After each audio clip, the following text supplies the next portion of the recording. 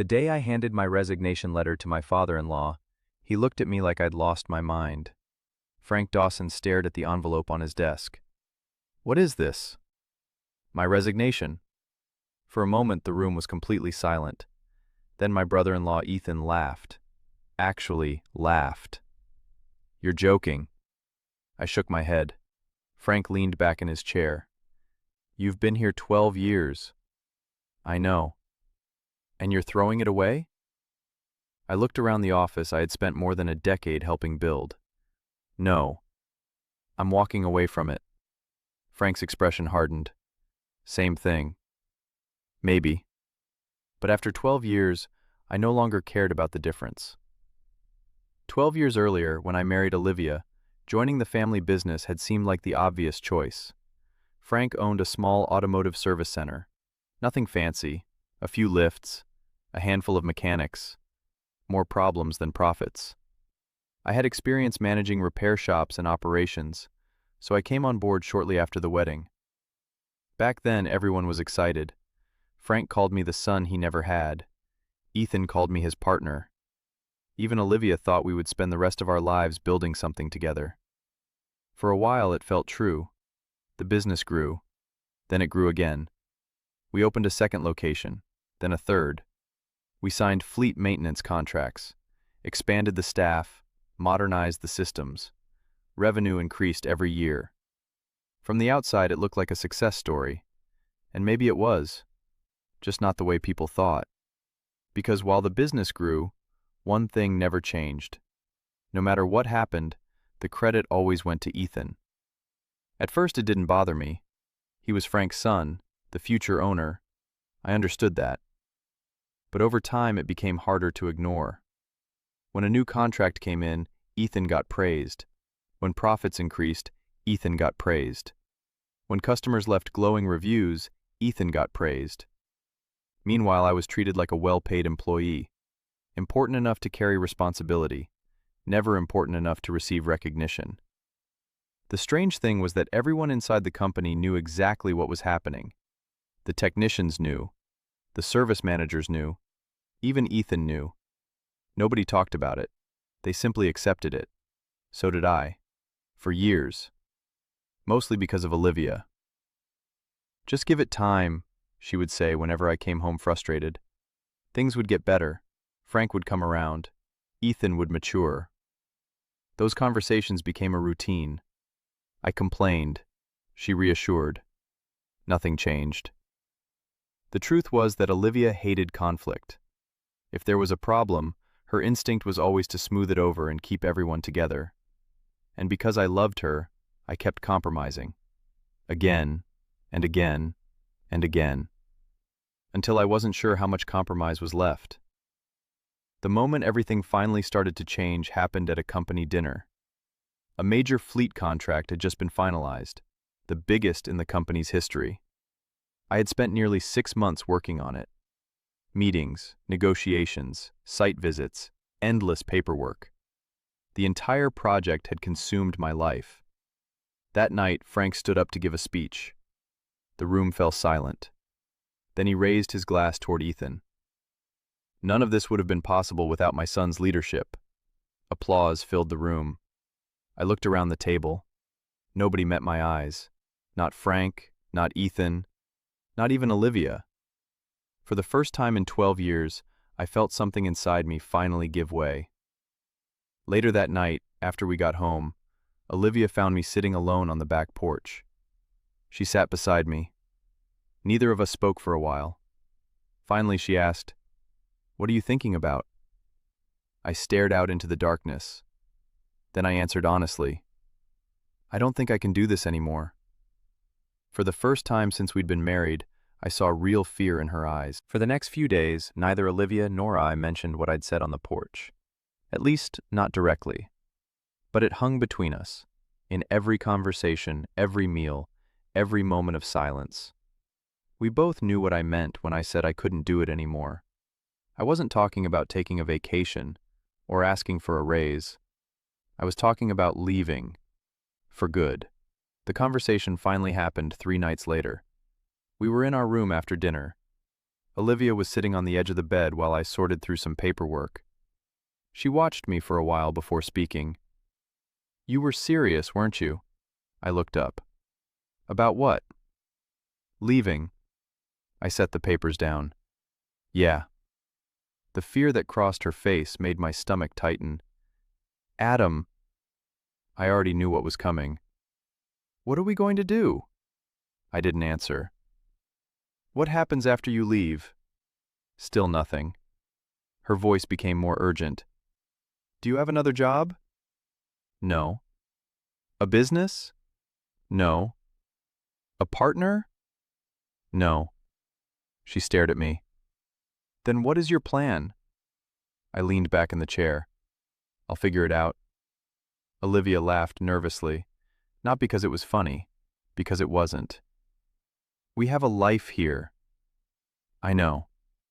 "We have stability." "I know." "You can't just walk away from 12 years because you're angry." That one stung, because I wasn't angry. Not anymore. I was tired. There was a difference. Over the following weeks, the subject kept coming up. Every time it did, Olivia tried to pull me back. Sometimes gently, sometimes desperately. "Just give it another year. Things will improve. Maybe your father will finally see it. Maybe Ethan will step up." The problem was that I'd spent years listening to maybes, and nothing ever changed. One evening, she found me sitting at the kitchen table reviewing our savings. Her eyes immediately narrowed. "What are you doing?" "Looking at numbers." "Why?" I didn't answer. She walked over and saw the spreadsheet. Savings, expenses, debt, projected costs. The color drained from her face. "You're really doing this?" It wasn't a question. A week later, Frank called me into his office. Apparently, word had started spreading. He closed the door behind me. "Olivia tells me you're thinking about leaving." Thinking, as if I hadn't been carrying this decision around for years. "I am." Frank shook his head. "You'd be throwing away your future." I almost laughed. The strange part was that he genuinely believed it. That night, Olivia and I argued for the first time in years. Not shouting, not insults, just fear. Raw fear. "What happens to us if you do this?" she asked.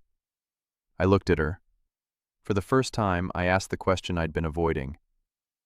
"If I leave, what happens to us?" The room became completely silent. Olivia looked away. She didn't answer. And somehow, that hurt more than anything her father had ever said. 2 days later, I sat alone in my office. The building was quiet. Most of the staff had already gone home. In front of me was a single sheet of paper.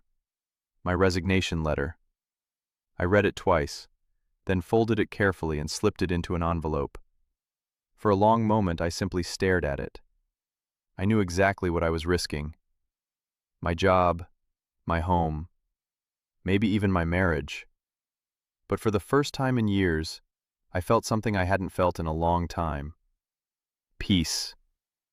The decision had finally been made. I handed Frank my resignation letter the following morning. He read it once, then again, then set it down on his desk. "You can't be serious." "I'm serious." Across the room, Ethan shook his head. "This is insane." Neither of them asked why. Not once.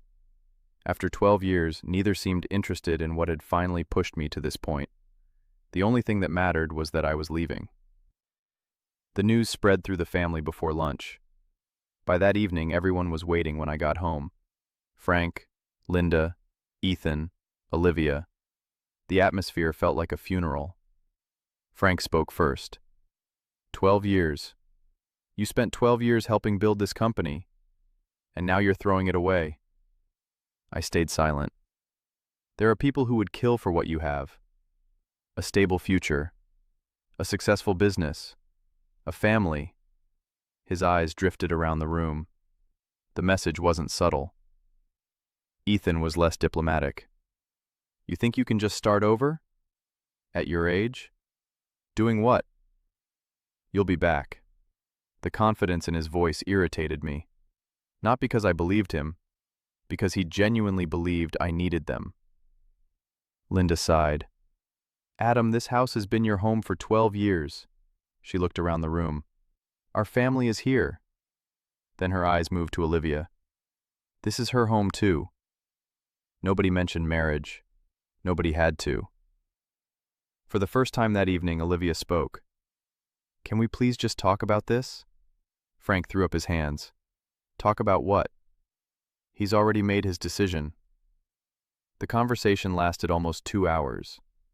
The more everyone talked, the more certain I became that I was doing the right thing. Not one person asked why I was leaving, only why I was hurting them. Later that night, Olivia followed me into our room. The moment the door closed, she turned toward me. What are you doing? I looked at the box I was packing. Packing. I'm serious. So am I. She crossed her arms. You really resigned? Yes. And now you're moving out? Yes. The fear in her eyes was impossible to miss. What are you going to do? I shrugged. I'll figure it out. Her expression tightened. No. That's not good enough. Where are you going to live? I don't know. What are you going to do for work? I'll figure that out too. She stared at me, as if she couldn't believe what she was hearing. Adam, have you thought about us at all? That one hurt, because everything I'd done for 12 years had been for us. Yet somehow I was the selfish one. You have a home here. You have security. You have a future here. Every sentence sounded like a reason to stay, not a reason to leave. Then came the one that stayed with me. Sometimes I think you're only thinking about yourself. The room went silent. She regretted it immediately. I could see it. But the damage was already done. What about me? She asked softly. What about all of this? She gestured toward the house, toward the life we'd built. What am I supposed to do? I didn't have an answer, because for the first time I realized she wasn't asking to come with me. She was asking me not to go. For the next few days I packed quietly. Tools, clothes, documents, the things I would need to start over, nothing more. Every box I carried to the truck made the future feel more real. And every day Olivia became quieter. Not supportive, not angry, just distant, like someone watching something she couldn't stop. The night before my final day, I loaded the last of my belongings into the truck. When I walked back into the house, Olivia was standing in the hallway. Neither of us spoke. Finally she asked, "Are you really doing this?" I nodded. She looked away. And for some reason that hurt more than if she'd argued, because it felt like surrender. That night I barely slept. I kept staring at the ceiling, thinking about the motel I'd found, thinking about workshop spaces, thinking about everything I was leaving behind. The business, the house, the family, and maybe my marriage. For the first time, I wasn't afraid of starting over. I was afraid I would have to do it alone. My final day at the company was surprisingly uneventful. No dramatic confrontations, no last-minute arguments. Frank barely spoke to me. Ethan didn't speak to me at all. A few of the technicians shook my hand before I left. One of them quietly said, "If you ever open your own place, let me know." I thanked him. Then I handed over my keys. 12 years. Finished. Just like that. The drive home felt longer than usual.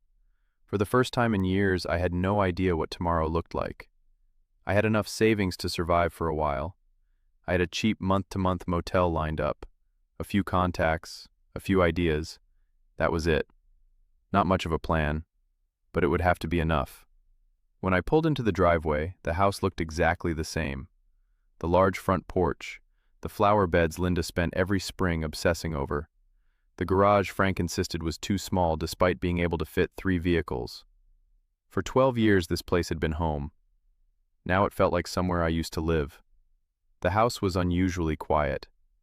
Frank and Ethan were still at work. Linda was nowhere to be seen. I carried out the last few things from our room: a laptop, some clothes, a box of old photographs, a few books. Nothing important, at least nothing expensive. The important things couldn't be packed into boxes. By late afternoon, the truck was loaded. Everything I owned sat in the back. I closed the tailgate and stood there for a moment. That was it. No speeches, no dramatic farewell, just a man standing in a driveway with nowhere to go. I climbed into the driver's seat, started the engine. Then the passenger door opened. I looked up. Olivia climbed inside, closed the door, fastened her seatbelt, and said nothing. For a few seconds, I simply stared at her. Then I noticed the suitcase. Another bag sat behind the seat. Her purse was on her lap. My brain struggled to catch up. Olivia. She turned toward me. What? I looked at the luggage, then back at her. What are you doing? She frowned. Leaving. I just stared, certain I had misunderstood. Then she asked, So where are we going? I blinked. What? Where are we going? I looked at her, then at the road ahead, then back at her again. Finally, I managed to say, We? Something changed in her expression, a mixture of surprise and sadness, as if she had just realized something important. You really thought I was staying? It wasn't a question. I looked away. Neither of us spoke for a moment. Then I quietly said, I thought that was what you wanted. Olivia leaned back in her seat. For a long time, she stared through the windshield. I almost did. The honesty in those 3 words hit harder than any lie could have. I was scared, Adam. I know. No, I don't think you do. She laughed softly, without humor. I kept hoping you'd change your mind. I kept hoping Dad would apologize. I kept hoping Ethan would grow up. I kept hoping something would happen so I wouldn't have to choose. I stayed silent, because for the first time, I understood. She turned toward me. But nothing changed. And then you handed in that letter. She looked down at her hands. After that, the choice was mine. I swallowed. Your parents are going to hate me. Probably. Your brother definitely will. That actually made her smile. Definitely. Then the smile disappeared. She reached across the seat and took my hand. But they're not the people I married. Neither of us spoke. The silence felt different now, lighter somehow. Finally, she asked again, So where are we going? I hesitated. You really want to know? Yes. I rubbed the back of my neck. A motel. Olivia stared at me. A motel? Month to month. The look she gave me was almost unbelievable. You were planning to live in a motel? I shrugged. It seemed practical. She shook her head and laughed, the first genuine laugh I'd heard from her in weeks. Then she opened her purse, pulled out the debit card linked to our joint savings account, and held it up. How much do we have? I told her. She thought for a moment, then nodded. Good. What? She pointed toward the road. Drive. Where? For the first time all day, she smiled. A real smile. The kind I had fallen in love with 12 years earlier. Let's go find an apartment. And just like that, for the first time in a very long time, I wasn't facing the future alone. The motel was supposed to be temporary. 3 days, maybe 4, just long enough to find somewhere to live. Instead, it became the place where our new life started. Every morning, Olivia went to work.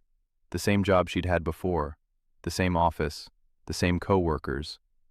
The difference was that she no longer returned to her parents' house at the end of the day.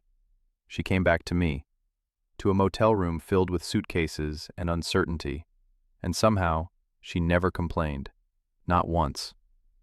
A few days later, we found an apartment.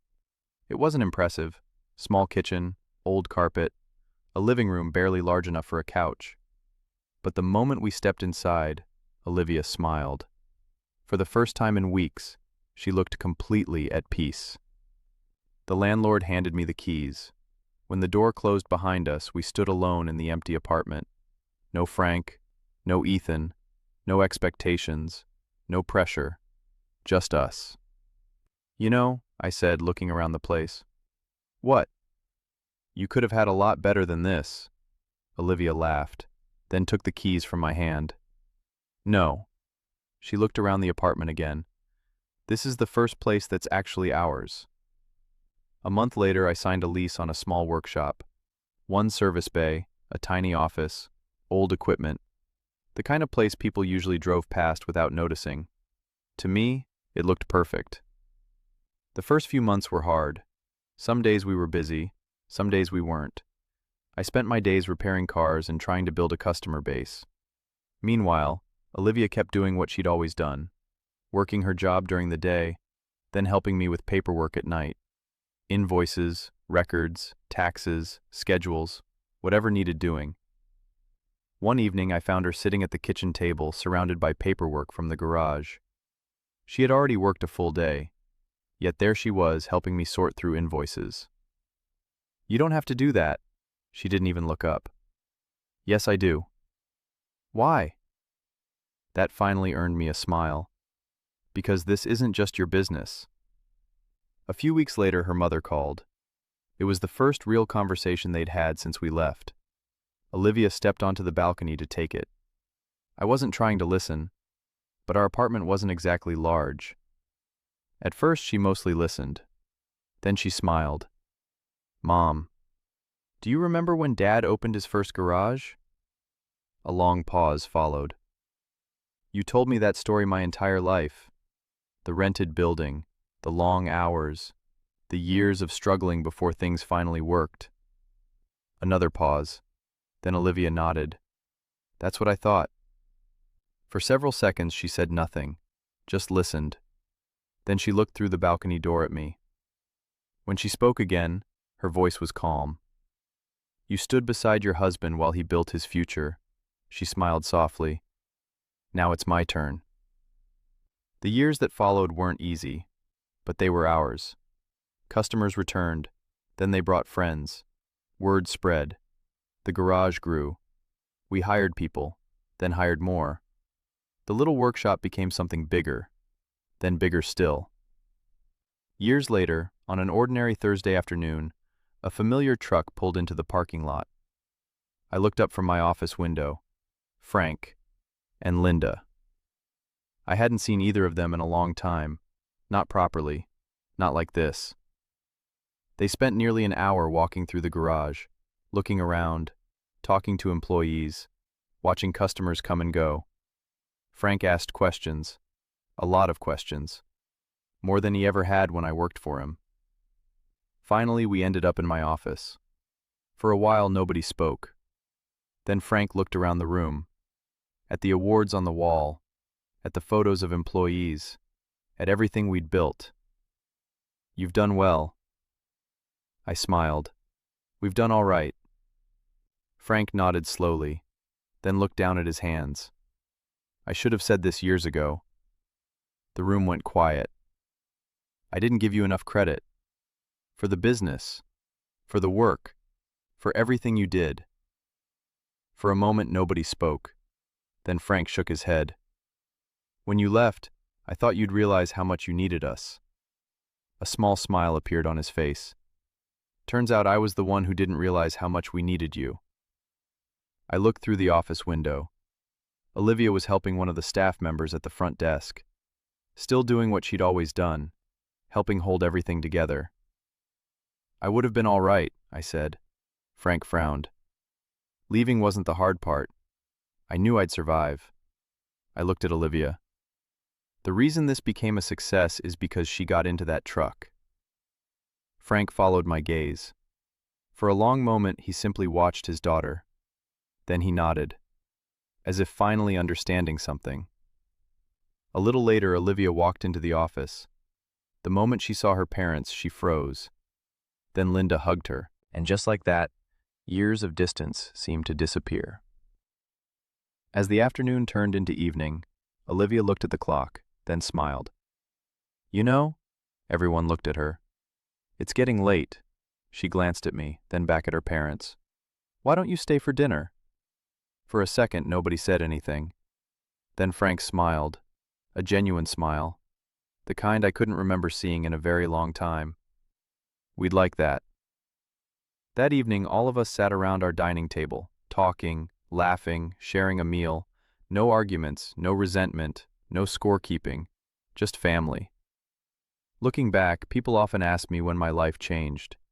Some think it was the day I resigned. Others think it was the day I opened my own garage. They're all wrong. My life changed the moment the passenger door opened and Olivia climbed into my truck. I left my father-in-law's business because I couldn't stay. But everything that came after happened because my wife refused to let me leave alone. Sometimes the biggest risks in life aren't financial. They're emotional. Walking away from a paycheck is one thing. Walking away from comfort, certainty, and everything you've known is something else entirely. Adam found the courage to choose self-respect. Olivia found the courage to choose faith over fear. And together, they built a future that belonged to them. If you enjoyed this story, please like the video and subscribe to the channel for more heartfelt Reddit-style stories about relationships, family, second chances, and the choices that shape our lives. And before you go, tell us in the comments, if you were in Olivia's position, would you have stayed or climbed into the truck?